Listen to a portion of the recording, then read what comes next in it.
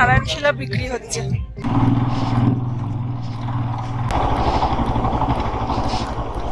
কি বিশাল ঝর্ণা দেখাচ্ছে।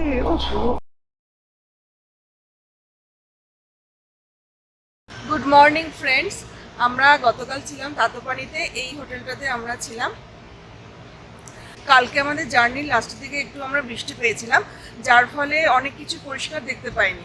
কিন্তু আজকে সকালবেলা যখন আবার আমরা মুক্তিনাথের দিকে বেরোচ্ছি, এখন নেপালি টাইম 5:30, আর এখন আমরা দেখাচ্ছি, মানে একদম প্রমিনেন্ট দেখতে পাচ্ছি, মনে হচ্ছে যেন হাতের কাছেই রয়েছে।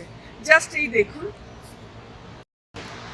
ওই যে মেঘে একটু ঢেকে রয়েছে, যদিও এটা হচ্ছে ধওলাগিরি। ওই যে আমার চোখের সামনে একদম বড় হয়ে রয়েছে, দারুণ লাগছে, দারুণ। আজকে সকালে একটা সুন্দর গিফট। আমরা এখন রওনা দেব, আর এখান থেকে কালোপানি হচ্ছে 22 কিলোমিটার। কালোপানিতে আমাদের বাকি টিম রয়েছে, ওরাও রওনা দিয়ে দেবে, আমাদের সাথে মিট হবে সেই মুক্তিনাথে। তাহলে চলুন এবার আমরা বাইক রাইড করব। তো বাইকের জার্নিতে আবার আপনাদের সাথে দেখা। আর তার আগে আমার চ্যানেলটাকে অবশ্যই সাবস্ক্রাইব করে দেবেন, আর ভিডিওগুলো কেমন লাগছে অবশ্যই কমেন্ট করে জানাবেন, আর লাইক আর শেয়ার তো করবেন।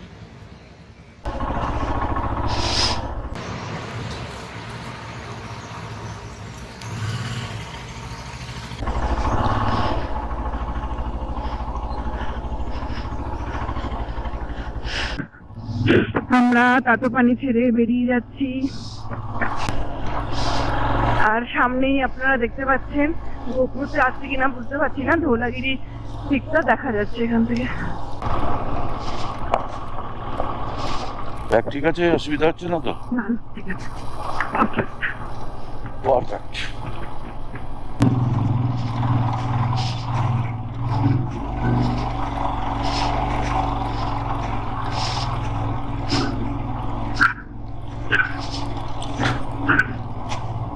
সলিড আপ ডাউন ছিল, রাস্তা জঘন্য। সে তো রাস্তা জঘন্য। সামনে কি আসছে? ডানা বা কালো পানি হবে না, কালো পানি এত তাড়াতাড়ি না, কালো পানি বা ডানাই হবে।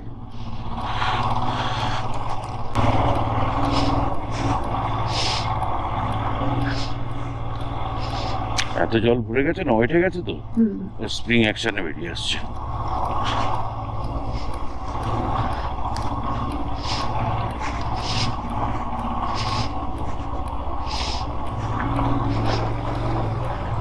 জল জল জল, রিভার ক্রসিং।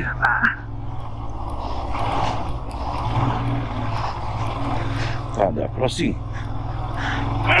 ও দেহ কুচকুচ।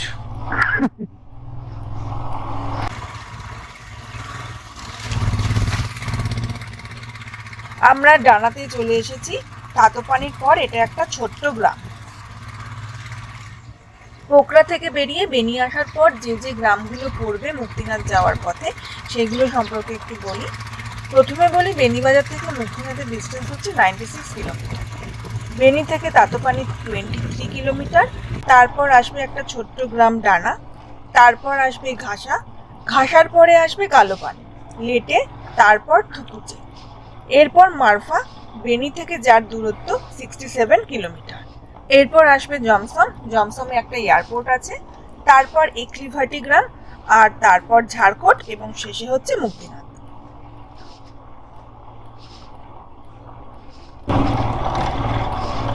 এই হলো অফরোড, মুস্তাং ভ্যালির অফরোড। ভয়ঙ্কর রাস্তা, আর তার সাথে অসাধারণ সব ভিউ।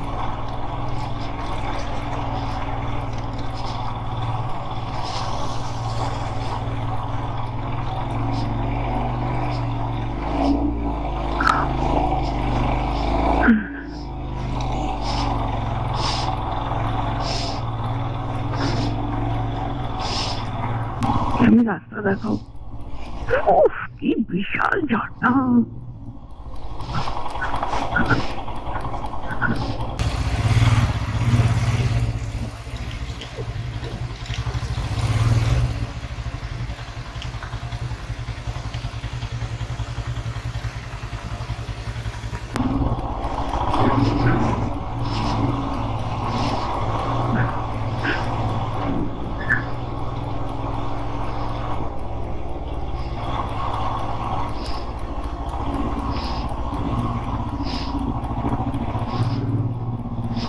রানাগ্রাম ক্রস করে এসে এই বিশাল ঝর্ণাটা পেলাম। এই ঝর্ণার জল উপর থেকে সোজা নিচে এসে কালী নদীর সাথে মিশে যাচ্ছে। আর এই ঝর্ণার নাম হচ্ছে রূপসে ঝর্ণা।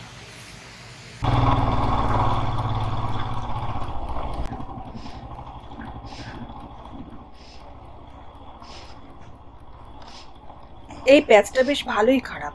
বাঁ দিকে তো খাড়া পাহাড়, আর ডান দিকে দেখতেই পাচ্ছেন কেমন খাদ। আর ওই ডান দিকে সবুজ পাহাড়টাকে দেখুন কেমন ওখান থেকে ধস নেমেছে।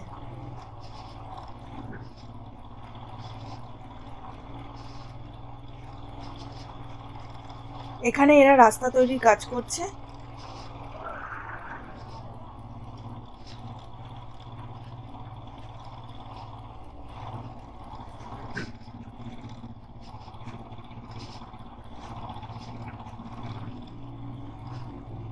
বা অনেকক্ষণ পর একটু ভালো রাস্তা পেলাম।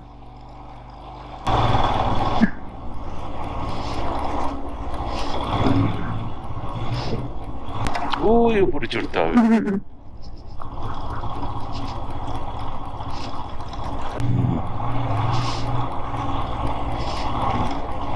টার্ন আছে না, টার্নটা এমন ভাবে যে রাস্তা দেখাই যাচ্ছে না। এই রাস্তায় বড় বড় বাসগুলো, বাস আসে? হ্যাঁ আসে তো। এই রাস্তা তো তোমার বলো তো, মানাঙের রাস্তায় বাস চলে না, তার কারণ হচ্ছে ওখানে আপ ডাউন অনেক বেশি। এই রাস্তায় বাস না চলার কোনো কারণ নেই, কিন্তু চওড়া আছে রাস্তা। একটা দুটো জায়গায় রাস্তা খারাপ, কিন্তু বাস তো গাড়ির পিক আপ অনেক বেশি না, পাওয়ার বেশি না, তুলে দেবে।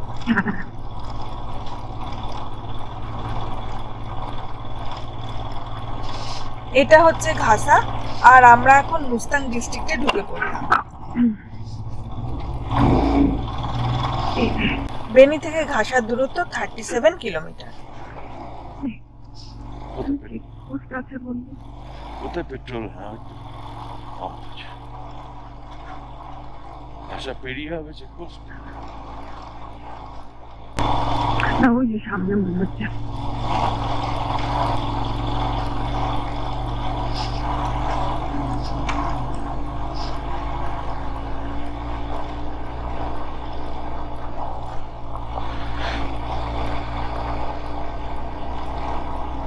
এইটা মনে হয়। এই তো চৌকিদার পুলিশ চেকপোস্ট, চেক পয়েন্ট।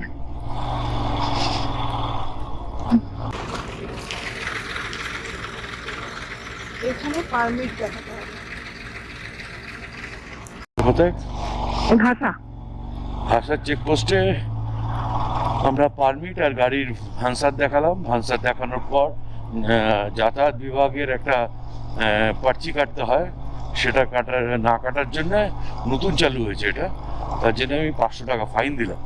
তাতে লাভই হলো আমার, কারণ এটার যাতায়াত বিভাগের নিচে বেনি থেকে যারা করিয়েছে তাদের 1000 টাকা নিয়েছে, আমার কাছে 500 টাকা ফাইন নিয়েছে, 500 টাকা লাভ হয়েছে। সামনে দেখো, সামনে কি দেখা যাচ্ছে? ধলাগিরি, ধওলাগিরি, ধওলাগিরি। মাথা তো দেখো চকচক করছে, পুরো রোদের ইয়েটা পড়ছে। দারুণ দারুণ। রাস্তা তো এখন খারাপ। রাস্তা ঠিক। আমি ওই ম্যাডামকে জিজ্ঞাসা করলাম, উনি বললেন এরকমই রাস্তা, একটু ভালো, একটু অফরোড এরকমই পাবে।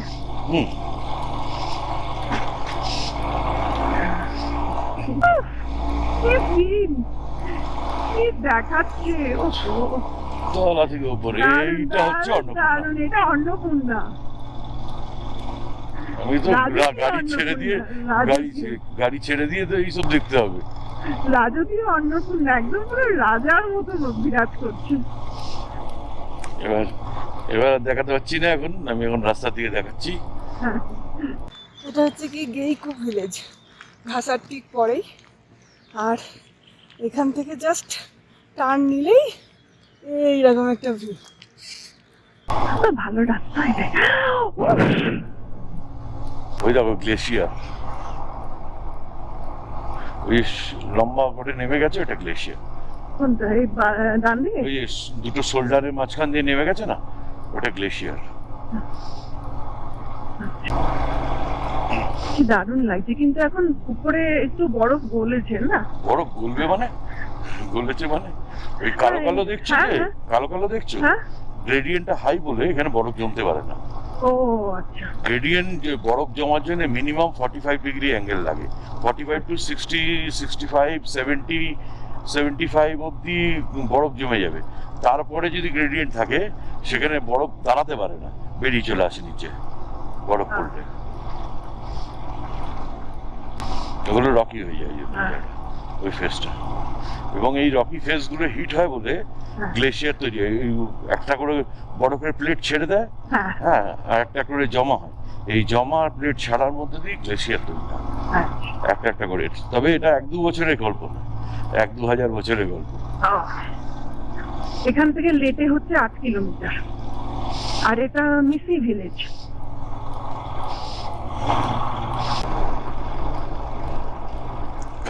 কানাপানিতে গিয়ে চা খাবো। ঠিক আছে। ব্রেকফাস্ট করতে হবে তো, ব্রেকফাস্ট করি। ও রাস্তা যেরকম, হ্যাঁ? যেরকম রাস্তা সেরকম বিউটি। এরকম ভিউ দিয়েছে, ফাটাফাটি ভিউ, দুর্দান্ত লাগছে। আমরা কালো পানিতে ঢুকে পড়েছি।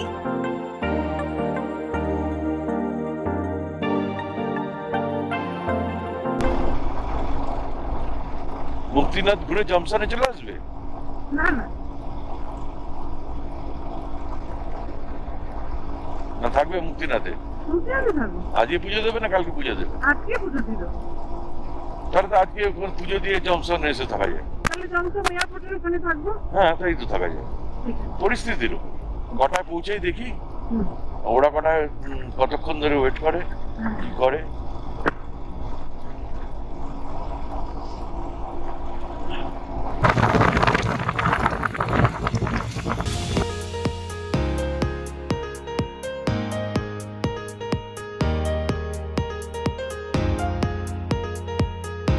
আমরা সকাল থেকে এখনো পর্যন্ত 1.5 ঘন্টা বাইক জার্নি করেছি। আর কালো পানি থেকে বেরিয়ে জাস্ট একটুখানি কালো পানিটা শেষ হওয়ার পরেই এই যে এই রেস্টুরেন্টটা আছে, রেস্টুরেন্টেতে একটা ব্রেক নিচ্ছি, চা খেয়ে তারপরে আবার মুক্তিনাথের দিকে রওনা দেবো। আর তার সাথে সাথে এই পেছনের ভিউটা দেখে নিই।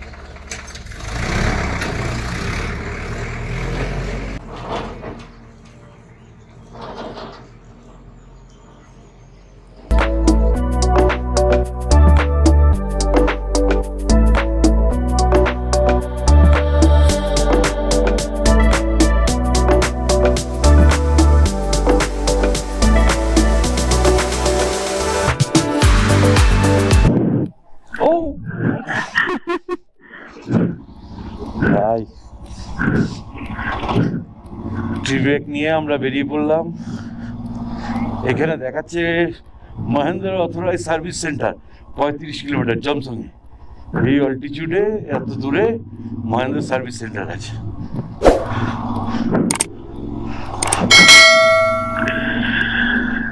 এটা ধোলাগিরি আর এটা হচ্ছে নীলগিরি। এই সামনে সোজা বরাবর সেটা হচ্ছে ধওলাগিরি, আর পাশের পিকটা হচ্ছে নীলগিরি। হ্যাঁ, ডান দিকেরটা নীলগিরি। আর পেছনে অন্নপূর্ণা। জমসম এখান থেকে 21 কিলোমিটার, আর ডান দিকে কালীগণ্ডকী রিভার রয়েছে, কিন্তু এখন এটা শুকিয়ে গেছে, গরমকাল তো, নদীতে জল নেই, জল কম আর কি। হ্যাঁ, এটা বর্ষার পরে গিয়ে ফুলে ওঠে, তাও যথেষ্টই জল আছে। তো গ্লেশিয়ারের জল, তার ফলে গ্লেশিয়ারের জল গলছে, বরফ গলছে, আর জল আছে। যেহেতু কালকে বৃষ্টি হয়েছে, উপরের দিকে ঠান্ডা বেড়েছে, সেই কারণে জলটা কম থাকবে।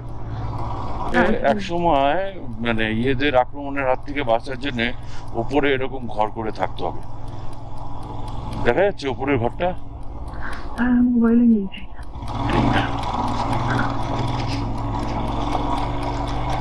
এদের নিজেদের গ্রুপের মধ্যে অনেক লড়াই ছিল সেই সময়, মানে সিল্ক রুটের অংশ।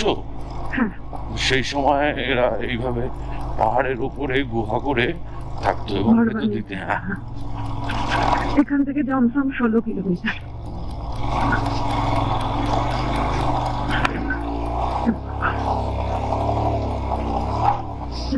বাবা এখানটা বাজে করে রেখেছে, কোনো স্লোপ দেয়নি। স্লোপ শুধু নয়, এরম হাইট করে দিয়েছে।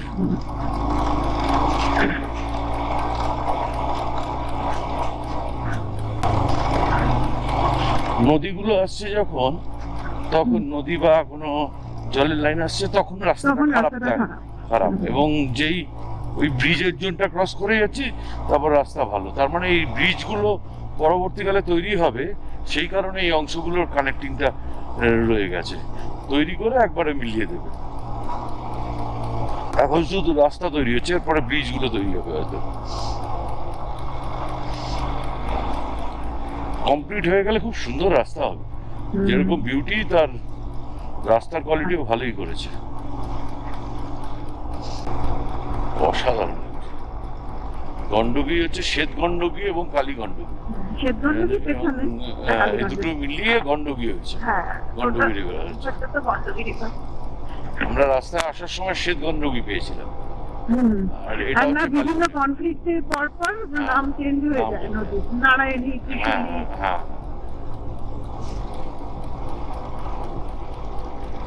এখানটা না লাদাখের আমার ওই রিভারটার কথা খুব মনে পড়ছে, টুকটুক যেতে গিয়ে যে একটা হ্যাঁ। রিভারটার নামটা মনে করতে পারছি না। তুর্তুকের অনেকটা, তুর্তুকের ভিউয়ের সঙ্গে অনেকটা ম্যাচ করে। এবং এইটা অ্যাকচুয়ালি প্লেটোটা সেই অংশেরই সেই অংশের মধ্যে। মতন দেখতে। Welcome to Thukuche. Thukuche, come to Thukuche. থুকুচের মধ্যে দিয়ে রাস্তা। আর বাড়িগুলোর প্রত্যেকটা বাড়ি একরকম। এবং এটা মারফা ভিলেজের মতনই। হবে না, এই তো দেখাচ্ছে, এই দেখো কানেকশন হচ্ছে। এটা থুকুচে ভিলেজ। এটা থুকুচে ভিলেজ। এবং আর ভেতরটা বাড়িগুলো খুব সুন্দর। তিব্বতিয়ান। এবং ওর এটা প্রায় 1000-2000 বছর আগেকার একটা মানে ভিলেজ। এই ভিলেজগুলো, এটা মারফা, হ্যাঁ। এবং এটা হচ্ছে ট্র্যাডিশনাল নেপালি যে তিব্বতি যে বাড়িগুলো হতো সেই সময়কার, সেই কালচারটা এখানে দেখা যায়।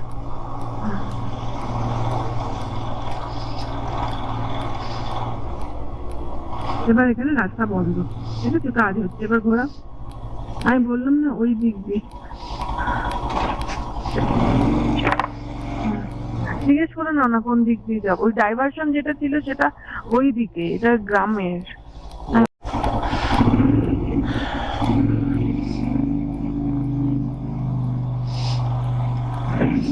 টুকুচে থেকে ভেতর দিয়ে রাস্তা দিয়ে, আপেল বাগান। হ্যাঁ একদম ভেতরে রাস্তা দিয়ে ঢুকিয়ে দিয়েছে।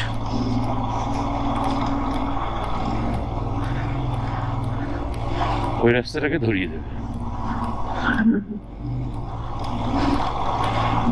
টুকুচেতে আমি যখন ট্রেক করতে এসেছিলাম, টুকুচেতে এত মানে এসব জায়গায় থেকে টুকুচেতে থেকেছি, আমার মনে আছে। এবার আবার ওয়েদারটা ডাল হয়ে যাচ্ছে, ঠান্ডা লাগছে না? ঠান্ডা তো আছে, করবে জ্যাকেট? তুই বের করবো নাকি মুক্তিনাথে গিয়ে বের করবো? না না, মুক্তিনাথ থেকে বেরোবো। সামলাতে পারবে তো ততক্ষণ? তাহলে জমখন না?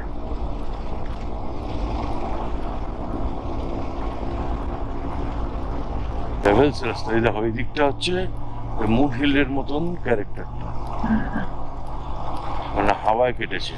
এটা হচ্ছে মারফা ভিলেজ।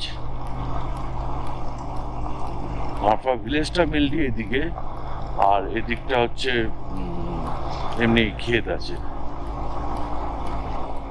বাদিকে। বাদিকে। এখানে আপেলের জন্য বিখ্যাত মারফা ভিলেজ।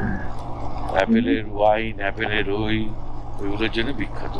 এটা হচ্ছে মেন মারফা ভিলেজের আউটার সাইড। আর ইনার সাইড হচ্ছে এই যে বা পাশে দেখতে পাচ্ছ পুরোনো বাড়িগুলো, এগুলো হচ্ছে মারফা ভিলেজের ইনার সাইড।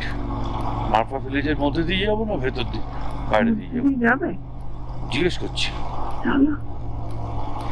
মানে আসার সময় হতে পারে, যাওয়ার সময় হতে পারে। আচ্ছা, ফেরার সময় যাবো। ফেরার সময় এখন মুক্তিনাথ। টাইমটা।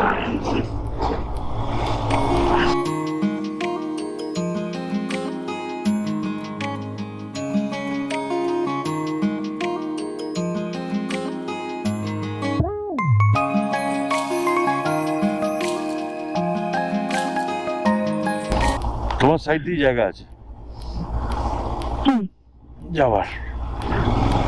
ঠিক আছে, তুমি সাবধানে আসবে। হ্যাঁ।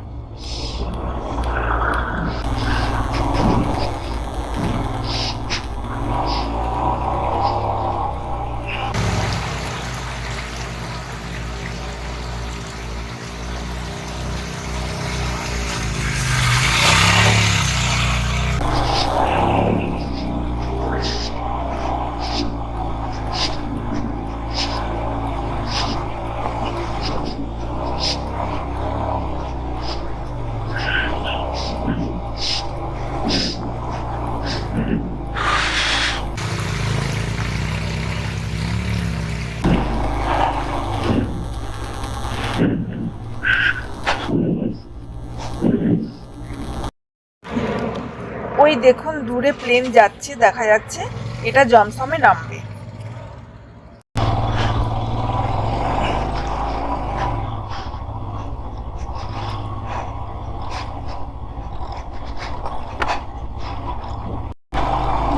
ওই দিকের রাস্তাটা কোথায় যাচ্ছে? কোন দিকে? ওইদিকে একটা রাস্তা হচ্ছে কি জানি, দোকানে। জংশন এয়ারপোর্ট, দাঁড়াবো তো? তোলো, ছবি তোলো, এখান থেকে তোলো। ক্যালকাটা।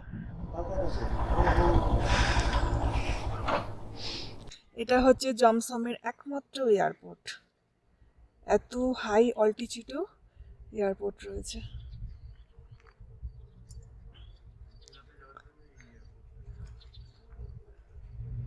মুক্তিনাথে যাওয়ার জন্য এই এয়ারপোর্টটাকে কাজে লাগানো হয়।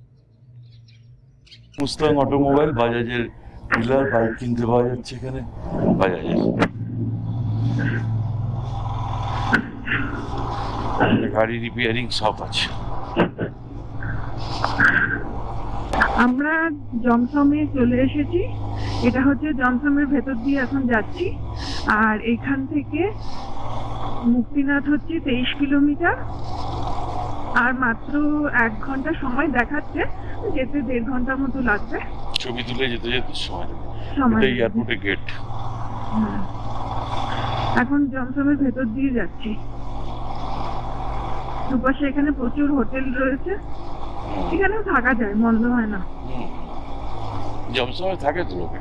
হুম। আর এখন নেপালি টাইম 8টা 43। আর আমরা এখন মুক্তিনাথের জন্য জমসম ছাড়িয়ে চলে যাচ্ছি। এয়ারপোর্ট।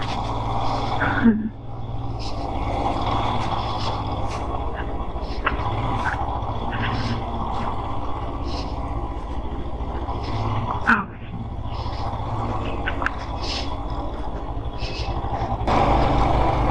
জমসম ছাড়িয়ে বেরিয়ে গেল, জমসমের প্রায় শেষ হয়ে এলো।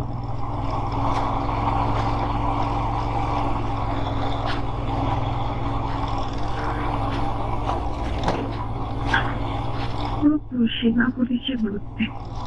সেনা পুলিশ হবে না, কাছাকাছি বর্ডার, তিব্বত বর্ডার কাছাকাছি। তোকে দেখা হয়ে গেছে, চলে আসো। এই তো অভিজিৎ, এখানে গান্ধী সব এখানে। এটা জমসমের চেকপোস্ট। আর ওই যে ভেতরে যে বিল্ডিংটা দেখছে, ওইখানে পারমিট চেক করতে হচ্ছে। আলটিমেটলি জমসম চেকপোস্টে এসে আমাদের পুরো টিম একসাথে হতে পেরেছি। সবার খুব আনন্দ হচ্ছে।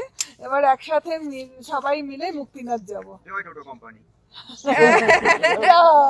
মুক্তিনাথের জয়।